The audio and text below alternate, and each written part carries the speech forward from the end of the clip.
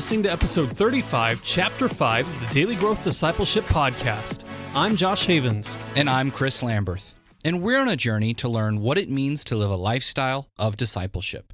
We're glad you're joining us and hope that as you set aside this time for God, that He would help you grow today in the everyday moments of life. We have had an amazing conversation with Gem and Alan Fadling this week. And honestly, it's really our first conversation back into the new year. We had the podcast last week where we talked about our 5 steps, but this one is kind of really the first conversation to really kick things into gear. And honestly, I can't think of a better way to get back into podcasting with our guests. Absolutely. The stuff that we talked about with Gem and Alan really just encapsulates everything that Daily Growth Discipleship is about. Yep. It's about recognizing your identity as a beloved child of God, and in that, allowing God to do a work in your life and transform you, not because of anything that you've done, but because of who He is. Yeah. And then the joy of sharing that journey with somebody else. Absolutely. It's even they articulate some of the things that we're most passionate about with the idea right in the title of what does your soul love? Like automatically, I think we're getting into that area of motivation, which you and I have been so anxious to sort of seek out in our own lives, I think, since understanding how important that can be. And so what they've got in their book, and at least with these 8 questions, right, is it's just a deep dive into the depths of your soul, into your heart, what you really want, who you really are, what's really driving you underneath all of that. And, we talk about it in this podcast. Some of these questions could be painful.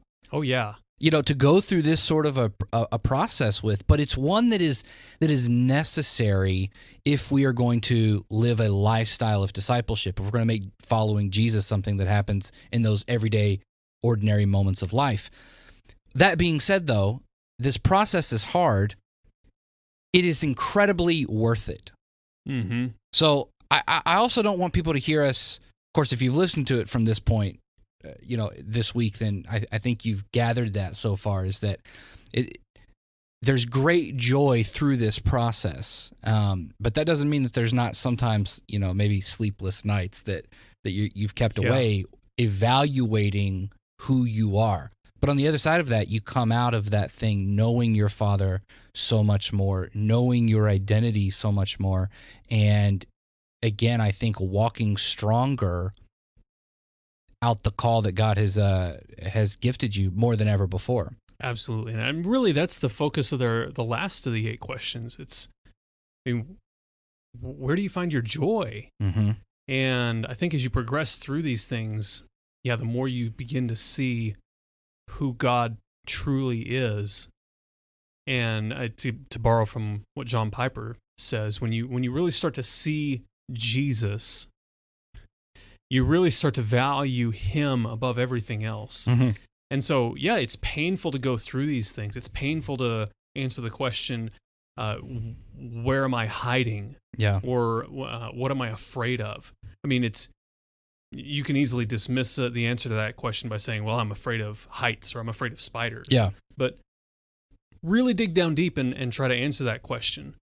Like if you're trying to, if you're ashamed of your deepest, darkest sin, why are you hiding that? Yep. And I think that's an important distinction. What are you afraid of in that? Exactly. I think that's an important distinction of why it's a hard process, is because it's that deeper fear that sometimes I think is it's unconscious a lot of times, but it's an unwillingness to actually go there.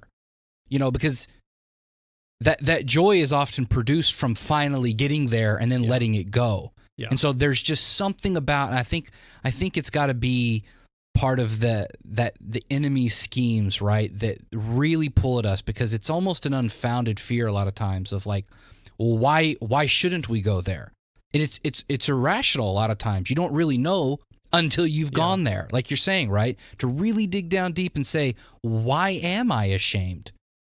Well, there's probably some fear that's holding you back from even asking that question. Yeah. And so That's why I love sort of our last chapter, yesterday's chapter that came out about walking with someone with it, because it becomes, in that specific context, we were asking about marriage, but as we've talked about, that sort of then extrapolates into other relationships. Absolutely.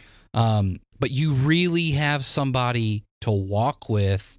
Number one, it just makes asking these questions much easier, to bounce these questions off of somebody, to talk about it, to process it. But then also to have somebody to prod you a little bit and to, go deeper with. And maybe there's areas of your life that you didn't think were there to explore, but they can see them, Mm-hmm. or that the Spirit can give them insight to ask you about. Yeah. I think back to, growing up and you'd be in youth group or at some youth event and they'd say, all right, everybody that wants to get saved, come forward. And if you're too scared, grab the person next to you and come down with them. Yeah. And there's just something about doing something, even like putting yourself out there and saying, I need to get saved, that is so much easier to do with a friend. Absolutely. And I mean, you and I know firsthand that some of the things that we've explored in our own lives probably would not have happened if we'd not been there to go into those things with each other. Yep. And so I don't think we can overvalue walking with somebody else in this journey of transformation. That's one of the highlights of the conversation for me this week. Yeah, absolutely. Okay, so I want to go back to motives. The questions that they ask in this book really do, like you said just a little bit ago, really get at the motives. Why are we doing things the way that we're doing them? And so, Chris, what would you say is probably your biggest takeaway from this week's conversation when it comes to understanding our motives? I'd say that's the desire section. Like when we really ask what we desire. This is something it came up at some point last year on the podcast. We started talking about this, and I won't go into all of that sort of stuff. But anyway, since this concept has come up, it essentially said we don't really know what our motives are, or at least we're not honest enough to admit what our true desires are. And so that's something that I've found really, really interesting over the last few months. And so I've been kind of contemplating that and trying to really drill down into what is the true desires of my heart. Like if I could make a wish on something and just say the true desires of my heart were to come true, like would I be willing to make a wish like that? And I don't know if I can truly make that wish right now, because I think the desires of my heart are so mixed, and I can't even be certain of what they are. So what I like about this process, though, of asking the questions about what your desires are, is that I don't have to actually have an answer right away, because it's a process. It's not a one and done question.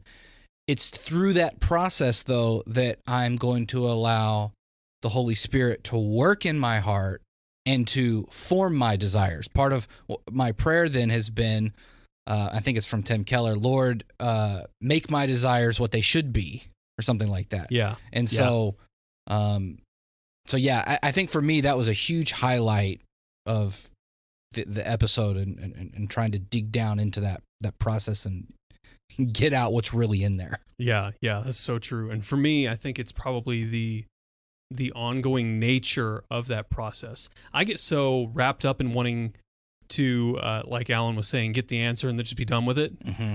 And so, I mean, I want to be more like Jesus. Can't I just move on from that now? Yeah. and really, because our identity as children of God is what it is, and because that takes the pressure off of us for having to have to live up to some standard before God accepts us, it really does mean that we can take this journey of transformation and not really have to worry about having everything done right up front. Yeah. It's okay that we're still in process, because God's the one who's controlling the process. Exactly. And so, I mean, even if we wanted to, I don't know that we could change anything about it, because God's the one who's controlling it in the first place. That's a good point. There's a lot of freedom there if you can really let go of that desire to be in control and produce everything.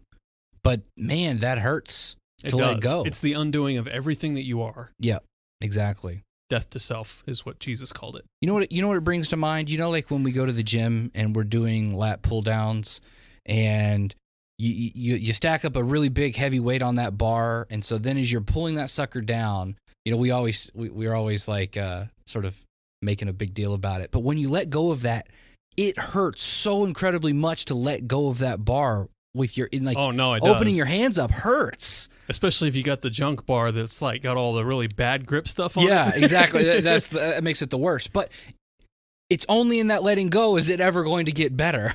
Right. And so that's just, I think that's just got to be a natural part of the process. Right. So. Now it reminds me, I think C.S. Lewis used the analogy of going to the dentist. Your tooth hurts, and it hurts getting it pulled, but man, it's kind of a good pain once it's all said and done. Yeah, exactly. So it can't get better unless you're willing to go through that, through that experience. And so, and recognizing that experience is a good one in the long run. And I think the pain that we're feeling there is just the loss of something that should never have been there in the first place, which is, again, getting out all that sin, that junk desires and stuff like that we didn't want to let go of in the first place. And then I guess if I bring that back around, because again I'm sort of putting all this together as I'm talking, but it's just that sculpting process of our identity. We have an image of ourselves in our minds one way. God says no, and that's really what we mean when we say God accepts us for who we are. It doesn't mean necessarily the sinful bad person we are, as in he like celebrates that exactly, and accepts us and says, yeah, I'm so glad you're a sinner. Exactly. No, he sees who he has called us to be. And so he does accept that unshapen, misformed ball of clay, if you will. But he wants to take us and turn us into something that's so much better. And it's in that process that we have to let go of that person that we think that we're supposed to be. Yes. And everything that comes upon it, everything from, I think, the sinful world and to the people in the church with the best intentions. Yep. Because even their expectations can create a false identity within us. Yep. There is no one who's righteous. That's right. No one has this perfect. And it's all got to be about God's grace. Yeah. And so there's tremendous freedom in being able to just let go of that and let God begin to do that work in our hearts if we're willing to accept that.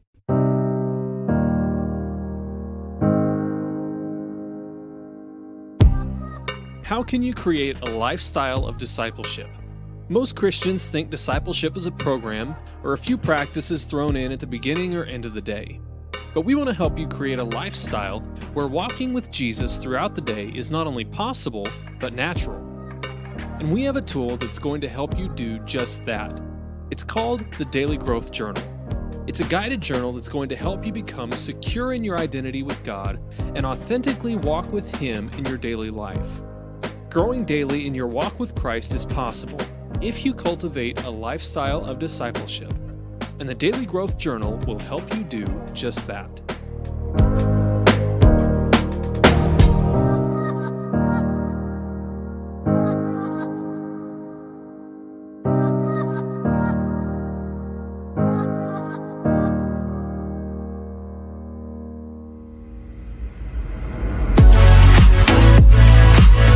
Thanks for listening to this episode of the Daily Growth Discipleship Podcast. To find out more about Gem and Alan's work, check out unhurriedliving.com. If you like what you've heard this week, give us a review on Apple Podcasts or the podcast player you use. We'd love to hear from you. If you want to stay up to date on everything happening at Daily Growth Discipleship, go to dailygrowthdiscipleship.com and subscribe for free. You can also subscribe to this podcast on Apple Podcasts, Google Podcasts, and Spotify.